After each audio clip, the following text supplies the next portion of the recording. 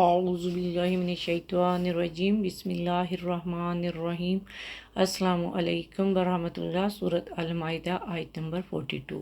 سماعون للكذب أكالون للسحت فإن جاءوك فاحكم بينهم أو أعرض عنهم وإن تعرض عنهم فلن يضروك شيئا وإن حكمت فاحكم بينهم بالقسط إن الله يحب المقسطين۔ یہ لوگ جھوٹی باتیں بنانے کے لیے جاسوسی کرنے والے ہیں، مزید یہ کہ حرام مال خوب کھانے والے ہیں۔ سو اگر یہ لوگ آپ کے پاس کوئی نزاعی معاملہ لے کر آئیں تو آپ کو اختیار ہے کہ ان کے درمیان فیصلہ فرما دے یا ان سے گریز فرما لیں، اور اگر آپ ان سے گریز بھی فرما لیں تو تب بھی یہ آپ کو ہرگز کوئی ضرر نہیں پہنچا سکتے، اور اگر آپ فیصلہ فرمائیں تو ان کے درمیان بھی عدل سے ہی فیصلہ فرمائیں، یعنی ان کی دشمنی عادلانہ فیصلے میں رکاوٹ نہ بنے۔ بے شک اللہ عدل کرنے والوں کو پسند فرماتا ہے۔ اس آیت میں مندرجہ ذیل باتیں بتائی گئی ہیں۔ نمبر 1، یہودی جھوٹ پسند کرنے والے اور سود خور ہیں۔ نمبر 2، فیصلہ عدل اور انصاف پر ہونا چاہیے۔ نمبر 3، نبی اکرم صلی اللہ علیہ وآلہ وسلم کو یہودیوں کا فیصلہ کرنے یا نہ کرنے کا اختیار دے دیا گیا۔ نمبر 4، اللہ تعالیٰ عدل و انصاف کرنے والوں کو پسند کرتا ہے۔ نمبر 5، یہودی نبی اکرم کو فیصلہ کرنے والا نہیں مانتے تھے۔ دیکھیں، جب جھوٹ سننا اور حرام کھانا کسی فرد یا قوم کی عادت ہو جائے تو پھر اس کی اصلاح کے تمام راستے بند ہو جاتے ہیں، کیونکہ صالح کردار کے لیے حلال اور پاکیزہ ہونا شرط ہے۔ جھوٹ بولنے اور حرام کھانے میں کوئی قوم یہودیوں کا مقابلہ نہیں کر سکتی۔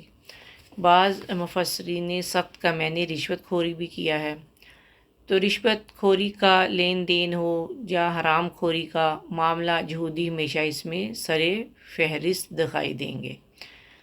اکثر مفسرین نے اس آیت کا ایک پس منظر پیش کیا ہے، جس میں خیبر میں ہونے والی ایک بدکاری کا واقعہ ہے، جو خیبر میں ایک کھاتے پیتے گھرانے کے ایک مرد اور عورت سے سرزد ہوئی۔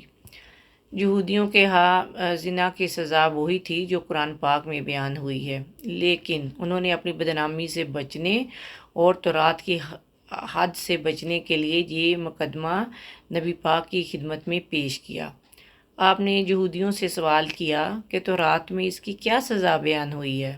تو انہوں نے کہا، ہمارے ہاں ایسے مجرم کی سزا یہ ہے کہ اس کا منہ کالا کر کے الٹا منہ گدھے پیر بٹھایا جاتا ہے۔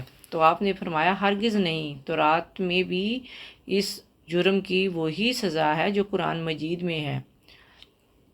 اس وضاحت کے باوجود یہودیوں نے اسے تسلیم کرنے سے انکار کر دیا۔ تب آپ نے یہودیوں کے ایک جید عالم کو بلا کر اسے فرمایا کہ تجھے اس اللہ کی قسم دے کر پوچھتا ہوں جس نے حضرت موسیٰ کو فرعون کے مظالم سے نجات دلائی تھی۔ تو یہ سنتے ہی یہودی عالم نے اقرار کیا کہ واقعی اس معاملہ میں قرآن اور تورات میں کوئی اختلاف نہیں پایا جاتا۔ تو پھر عورت اور مرد کو سنگسار کر دیا گیا۔ تو اس فرمان میں آپ کو یہ اختیار دیا گیا ہے کہ اگر یہودی آپ کے سامنے کوئی مقدمہ پیش کریں تو آپ کو حق حاصل ہے کہ اس کی سماعت سے انکار کریں یا پھر اپنا فیصلہ صادر فرمائے۔ انکار کی صورت میں یہ آپ کا کچھ نہیں بگاڑ سکتے، لیکن ساتھ ہی ساتھ یہ بھی فرما دیا گیا کہ اے محبوب، آپ کے لیے یہ حکم ہے کہ آپ فیصلہ کرتے وقت تعصب اور جانبداری کا مظاہرہ نہ کریں، بلکہ عدل اور انصاف کے ساتھ فیصلہ کریں، کیونکہ اللہ تعالیٰ عدل اور انصاف کرنے والوں کو پسند کرتا ہے۔ اللہ تعالیٰ loves them۔ Rule of law is very important.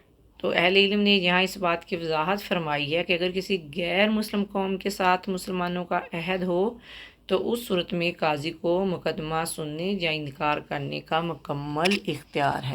جنہوں نے مقدمہ کیا ہے، اگر ان کا تعلق اسلامی مملکت سے ہو تو پھر آئلی قوانین کے علاوہ دیگر مقدمات کو سننا اور اس کا فیصلہ دینا اسلامی عدالت کا فرض ہے۔ دیکھیں جی آپ کو کس طرح فیصلہ کرنے والے تسلیم کر سکتے ہیں، کیونکہ جو حکم آپ نے دینا ہے وہ تو تورات میں بھی موجود ہے، جس سے یہ انحراف کرتے ہیں، یہ خلوص نیت کے ساتھ آپ کے پاس نہیں آتے۔ اگر کسی سماجی مجبوری کی وجہ سے آپ کے پاس آ بھی جائیں تو وہ آپ کے فیصلے کو ماننے کے لیے تیار نہیں ہوں گے، کیونکہ یہ کسی آسمانی کتاب کے فیصلے کو ماننے کے لیے تیار ہی نہیں ہے۔ اللہ سبحانہ وتعالیٰ ہمیں محفوظ رکھے، ہمیں انصاف پر قائم رکھے، ہمارے اندر ایمان کی طاقت پیدا کرے، اپنی زندگی میں ہمیں اپنے احکامات پر عمل کرنے والا بنائے، ہم منوعن دل سے اللہ کے احکام کو ایکسیپٹ کر کے اس پر عمل کرنے والے ہو جائیں۔ تو اللہ سبحانہ وتعالیٰ ہم سب مسلمانوں کو جھوٹی باتیں بنانے، حرام مال کھانے سے محفوظ فرما، اور ہر فیصلہ حق اور سچ کے ساتھ کرنے کی ہم سب کو توفیق عطا فرما۔ آمین یا رب العالمین۔ السلام علیکم ورحمۃ اللہ وبرکاتہ۔